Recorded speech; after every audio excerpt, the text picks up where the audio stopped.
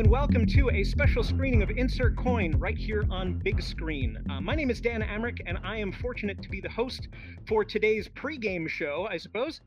We are joined by two very cool people who both have something to do with the film. The person that snickered when I called him cool was Josh Sway. He's the director and executive producer of this film. Hi, Josh. Thanks for being here. Hey, Dan. Thanks for having me. I didn't think you could hear my snickering. Sorry about that. Yeah, absolutely. I could even in VR, I can hear your snickers about yourself. You are cooler than you think.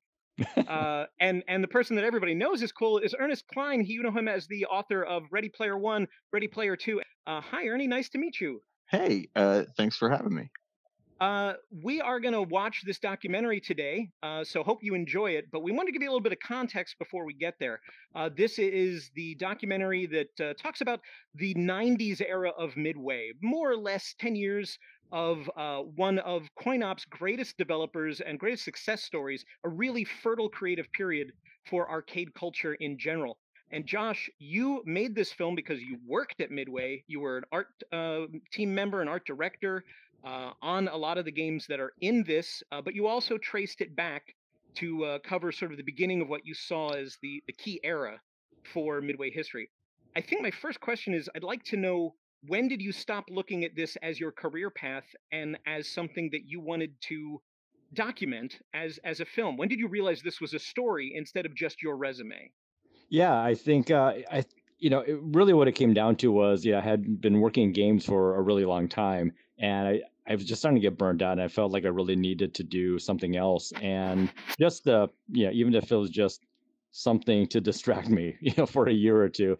And I actually went to film school, and I felt like after many, decades of game development, I never got a chance to make a movie. And so I thought to myself, well, I would like to make a film. I love documentaries, and I got to live this incredible period of time in game development. Why not see if this is the right subject matter for it? And so I kind of went into it more casually than anything else, but then it kind of obviously blew up from there. I mean, this took you how many years, and how long? You did this through Kickstarter, for one. Yeah. But at what point, when you got into Kickstarter to fund the film, how long had the film been in development, or at least in gestation at that point? I think, I'd been thinking about it for probably a good 6 months before the Kickstarter campaign. And really the purpose of the Kickstarter was really to see if there was something there. I wasn't, because I was afraid that it might be a subject matter that I'm only interested in, because I kind of lived through that. So I kind of used the Kickstarter as a way to just kind of kick the tires to see if there was enough interest in it. So that was back in 2015. And at the time, I thought it was only going to, I was going to make a small film, get it done in maybe a year or two. And, lo and behold, almost 5 years later, I finally finished it up. So it kind of blew up, from my original intentions. So, Josh, that's how you got involved, because it was all your idea. Ernie, how did you meet Josh, and how did you wind up being interviewed for the documentary? When did you get involved?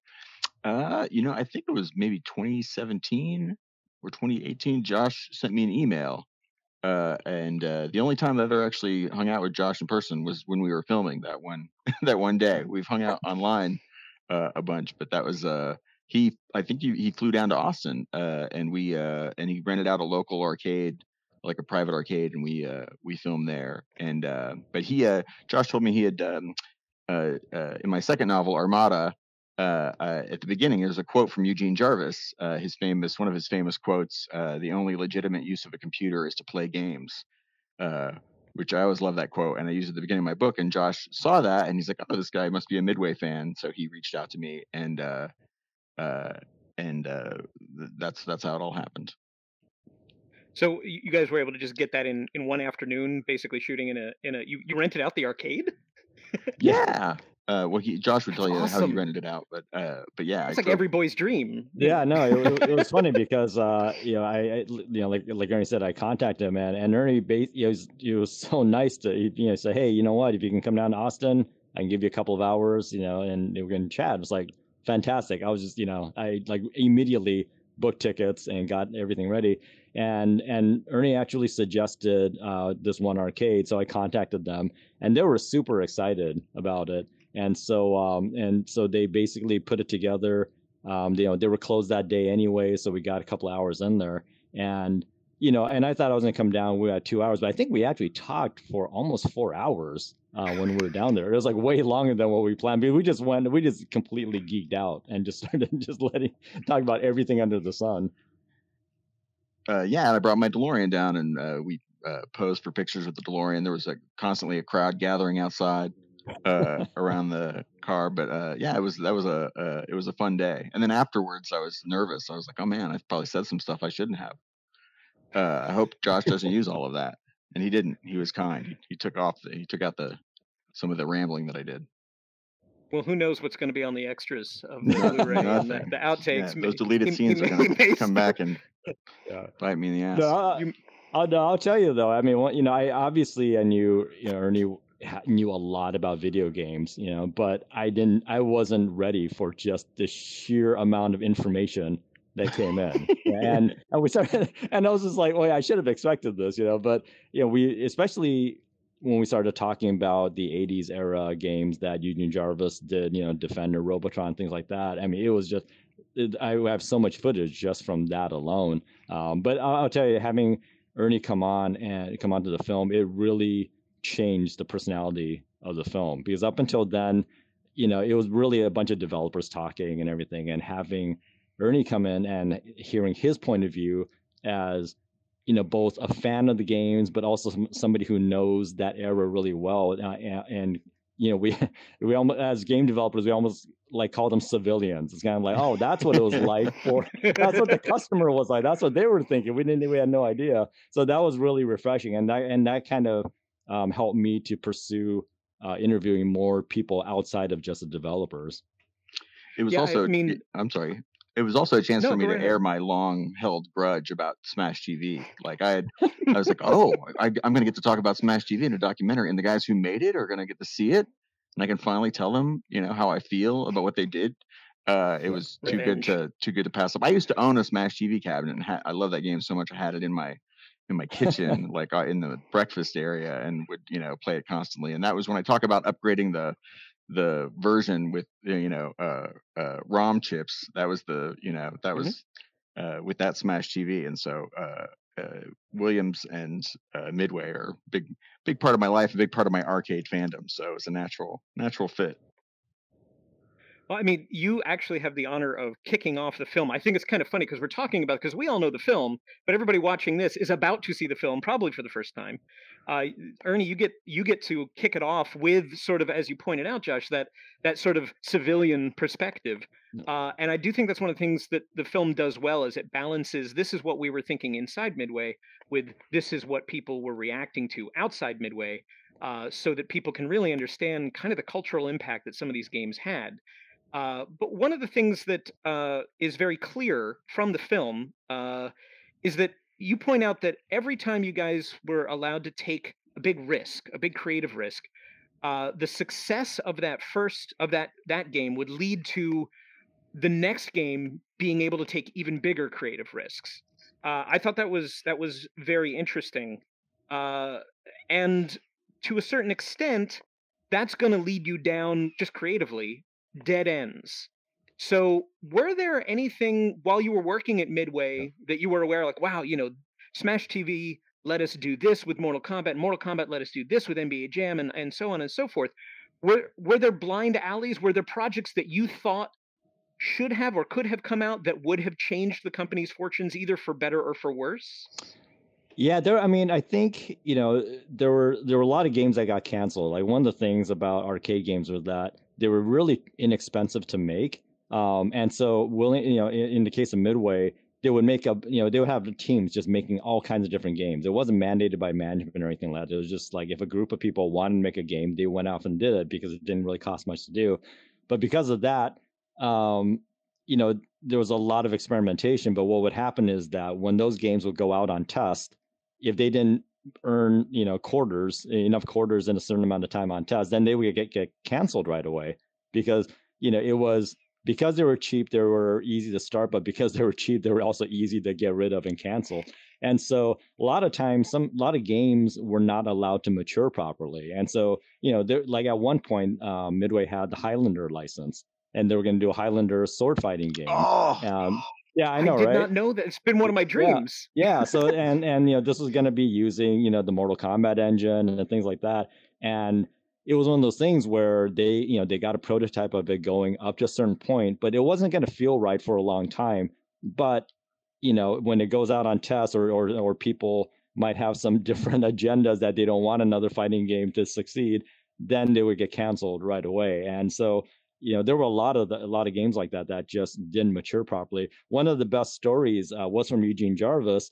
This was right after NARC, and it isn't in the film, but he talks about how one of the designers on NARC was one of the few women designers at Midway at the time, or Williams at the time. And after NARC, she proposed wanting to do a game where you run a farm. You're growing a farm over time and stuff. And it turned out that she was basically talking about Farmville, And so Jarvis, says like, yeah, had we listened to her, Midway might still be around because we would have had this Right. massive hit called Farmville. But that was just Wow. the kind of the mentality at the time. But there seems like you were pretty much allowed to follow your muse. Whatever crazy idea came up, sure, throw it against the wall, try it. Because as you said, it's very affordable. Like, put a small team of most of the games that are shown in the film. It feels like there's a core team of, 2 people, a programmer and a designer, and then you would sprinkle in maybe 5 or 6 other people for sound and art and various other elements. How big was the average arcade dev team as you think of it? I mean, in my time I was there, I don't think I was ever on a team that was larger than 6 core people.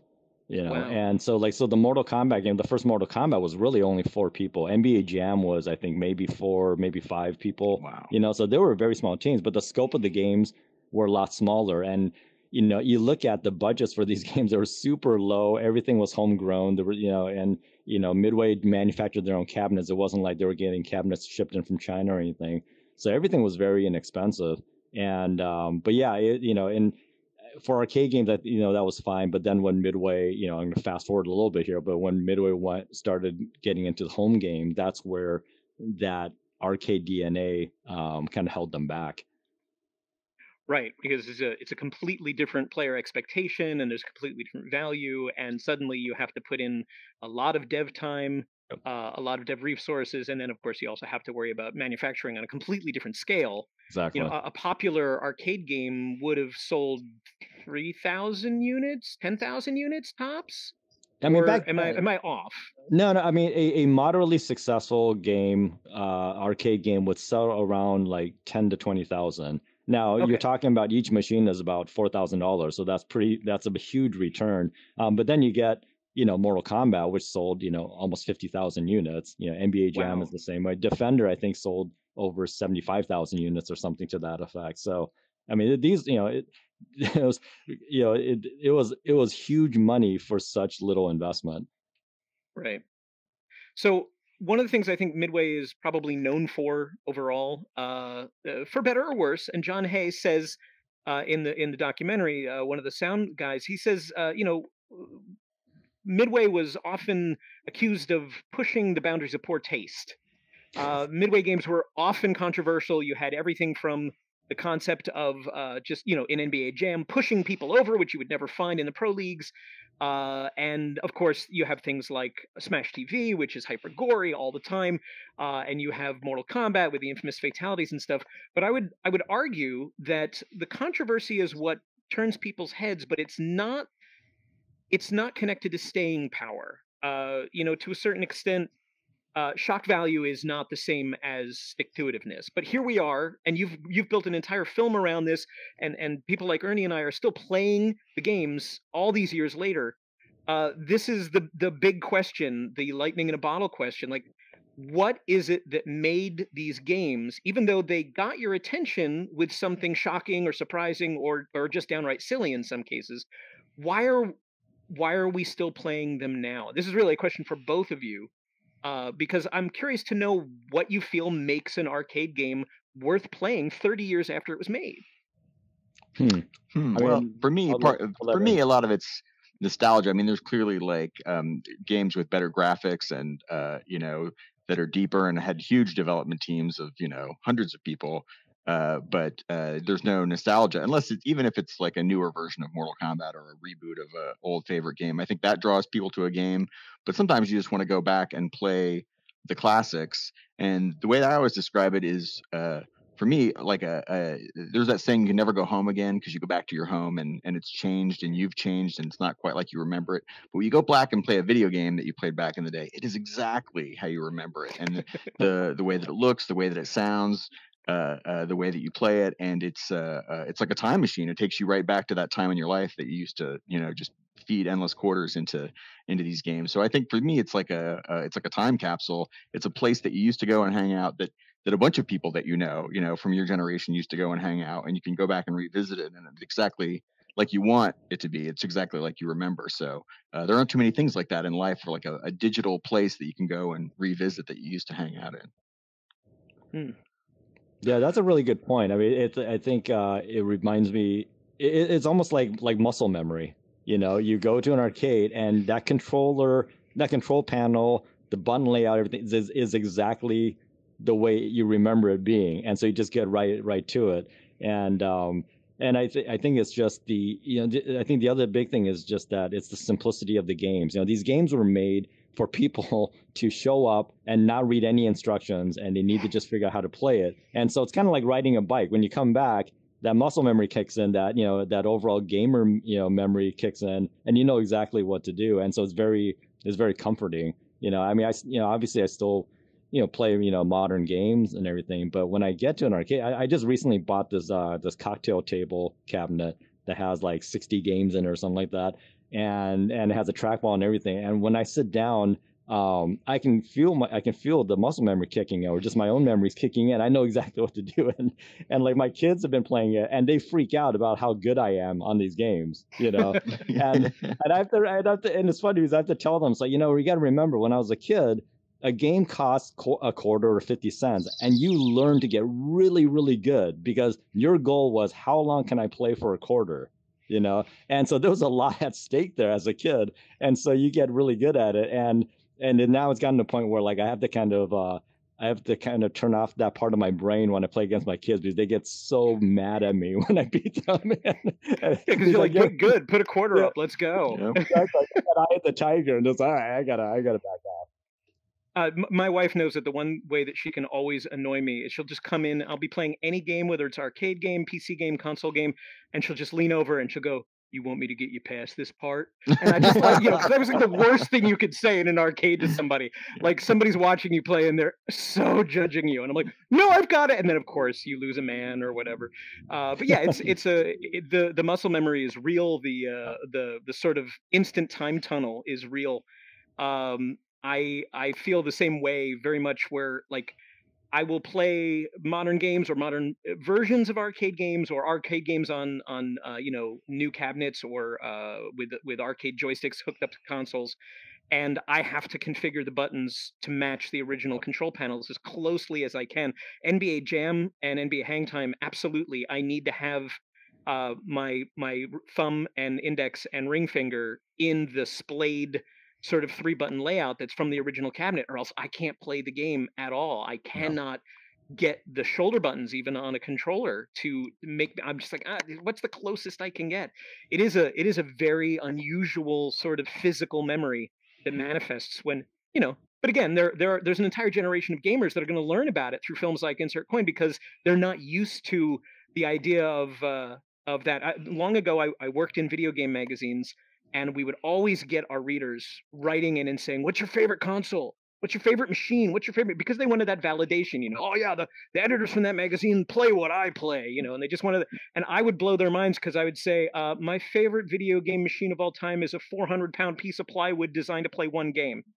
And they're like, "What?" I'm like, "And it's an arcade cabinet. Like anything in an arcade cabinet, I'm happier playing on an arcade cabinet. It's just a heck of a lot harder to lug around." But yeah, I'm right there with you. All Ernie, I wanted to dip into a little bit of Ready Player One because, I enjoyed the book. I actually did just finish reading Ready Player Two. I really enjoyed the follow-up. You took the Oh, characters in great. very interesting places, I thought. Thank you. But for, a lot of people saw the movie from Ready Player One, and of course, my mind was exploding as I'm looking at all the cameos and all the characters that show up. There had to be at least a half a dozen Mortal Kombat characters that make cameos in the film. I know that Warner Brothers did the film, and I know that Warner Brothers currently owns the Mortal Kombat IP, so that probably made some of it easier. But were you at all involved in suggesting which characters could or should be used for those little snippets? I mean, Goro plays a significant Yeah, role our in one Goro major is better than the scene. Goro in the Mortal Kombat movie because we had, Right, we had that's our first right. CGI Goro. Yeah. Yeah. I got to. What was great, I kind of threw out all my ideas in the novel, and people were always looking for games that were mentioned in the novel to sneak into or anything mentioned in the novel to sneak into the movie. Like everybody who worked on the movie was a fan, and there were paperback copies of the book everywhere. So, but actually, in the actual production, I think it was mostly they would, I wasn't around a lot to suggest things to the special effects guys, and they were all sneaking in their favorite stuff. It was kind of licensed for everybody to sneak their favorite games or properties in. But I know Steven would do that. He's a big Missile Command fan, and he made sure that had a prominent cameo. I'll tell you guys my Missile Command Steven Spielberg story. He was obsessed with breaking 1 million points on Missile Command. He told me, and this is right when he was in pre-production for ET. So they had a little arcade there in Amblin with like 6-7 games, and one of them was Missile Command. He would go in there and play every day, and was trying to break 1 million points. Couldn't do it. Then he had to leave and go shoot ET. But he was so obsessed with Missile Command, he's like, bring this cabinet out into the woods. So they took it out into the woods and hooked it up to the production generators.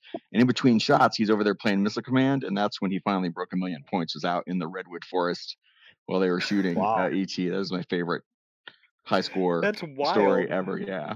So he's like a diehard video game fan as well. He used to play like LAN games with Robin Williams. They would go play Syndicate and other games, like in the 90s. He is an old school gamer all the way back to, he talked about playing in the little coin mech arcade that they had in Jaws.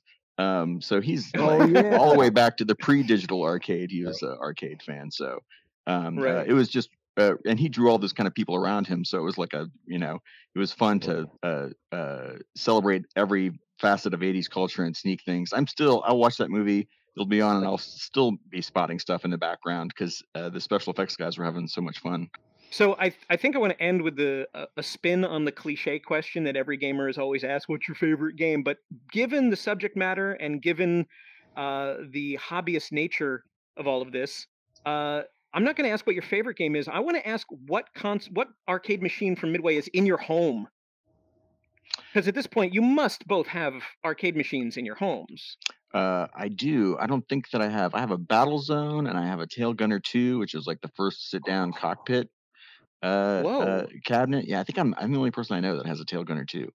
I've never seen a Tail Gunner 2. I didn't even know there was. Yeah. Tail Gunner is one of my favorite games. I didn't even know there was a second one. It's such a great game. And well, the second one is just the same game as Tail Gunner, but put into a sit-down cabinet. There's no difference in the software. And I've got a Black Tiger. And then I've got emulators out the wazoo. I technically have every. Sure. I think I have every game in the 20th century. But but like you said, it's not the same as playing it on the original hardware and having the actual cabinet with the cigarette burns and the coke stains and all of that is like part of it. But I used to have Smash TV. I used to have a Zaxxon. They take up so much space.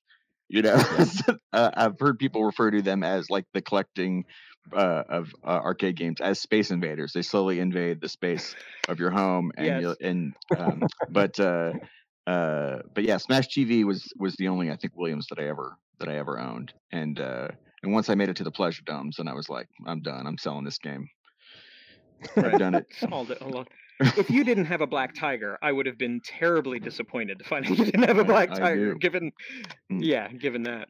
I'm looking for a Ninja Princess. I'm looking for a Ninja Princess now. If anybody's got I would expect. If anybody knows, has it's Sega Ninja, but it was Ninja Princess overseas.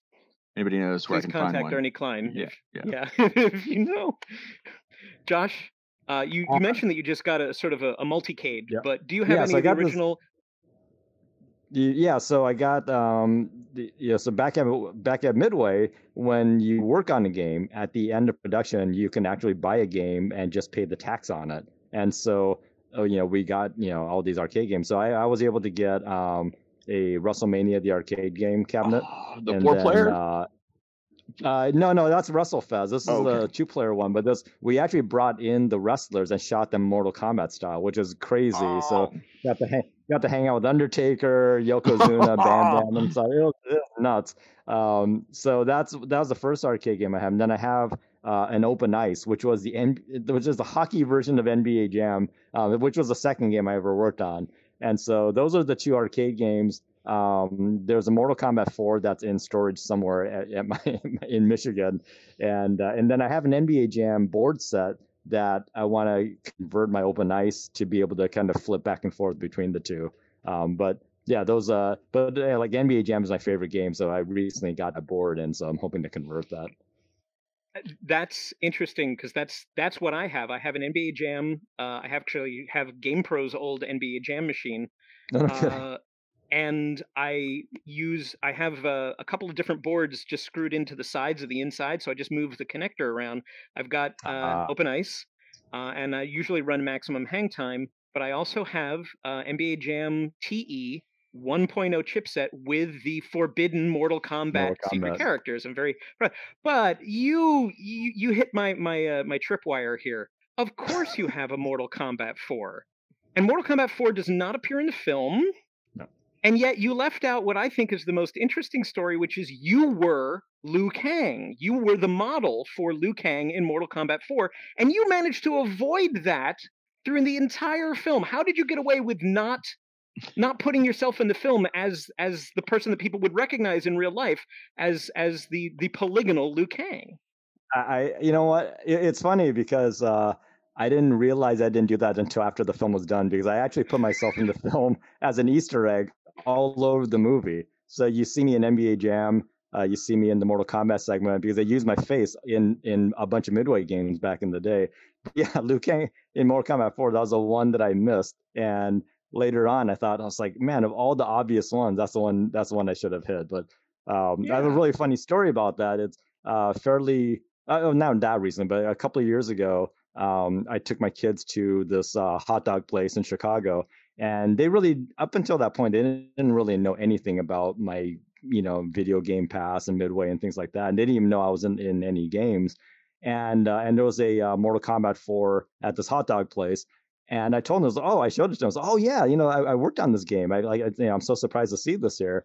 And so I let them just, watch the attract mode, and I went to go get the hot dogs and stuff. And when I came back, they looked at me, and their faces were like white as ghosts. I'm like, whoa, what's up? And it's like, we just saw this guy tear your head off in this game. I was like, oh my God, they showed the fatalities in the attract mode, and it must have been my character getting killed. Fantastic. Wow. I was like, yeah, you know what? Don't tell your mother you saw that. Right. But now she knows. Now she's watching this and she knows. And this is between you and me and the kid's therapist. That's it. Yeah. Those are some therapy bills, dude. Like, saw my dad's head get ripped off. Oh, that's rough. Well, the therapist is going to be like, well, that's cool. We haven't heard that one before. Thought it was just, he didn't praise me when I got good grades on my credit. No, I mean, just very rarely do we see people going, my parents were decapitated and I saw it. So, so good for you. Well, in any case, we've talked a lot about the film, but you get to watch the film now. So if hopefully this has whetted your appetite, this is a fantastic journey back in time, but it should really, hopefully, help people appreciate what made these games so special. Josh, thank you very much for making the film and making the time. Ernie, thank you for being here and lending your expertise. It's fantastic. Woo! Yeah!